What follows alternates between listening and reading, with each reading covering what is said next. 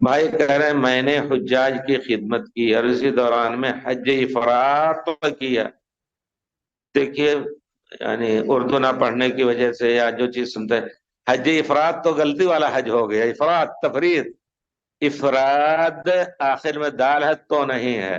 حج افراد کی نیت بھی کر لی اور حج کے تمام ارکان ادا کیے الحمدللہ، پر احرام کی چادر میں نہیں ڈالی، احرام کی کپڑوں میں یہ نیت کی۔ کیا ایسا کرنا جائز ہے؟ نہیں جائز ہے۔ آپ کو کام ہی نہیں کرنا چاہیے جب آپ نے یہ، آپ آئے ہیں خدمت کے لیے اور آپ سے باقاعدہ دستخط لیا گیا ہے کہ آپ حج نہیں کر سکتے، تو آپ گناہ گار ہیں اس طرح کا حج کر کے۔ اب اللہ تعالیٰ قبول کرے، قبول اللہ کے پاس ہے، لیکن آپ نے غلطی کی بے شک، اور عہد اور امانت کی خیانت کی، اس پہ گناہ پڑے گا آپ کو۔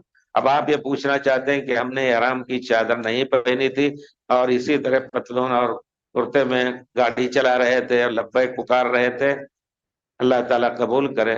بہرحال آپ نے بہت بڑا غلط کام کیا۔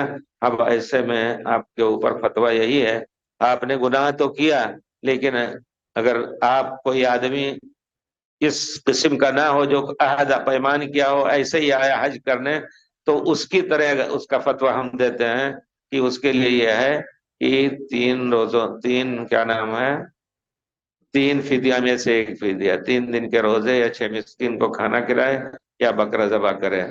تو لیکن جب آپ نے یہ وعدہ کیا تھا، دستخط کیا ہوا ہے عہد و پیمان کی، ہم حج نہیں کریں، نہیں کرنا چاہیے آپ کو۔ اللہ تعالیٰ سے توفیق مانگی کہ آپ کو خالص حج کی توفیق دے۔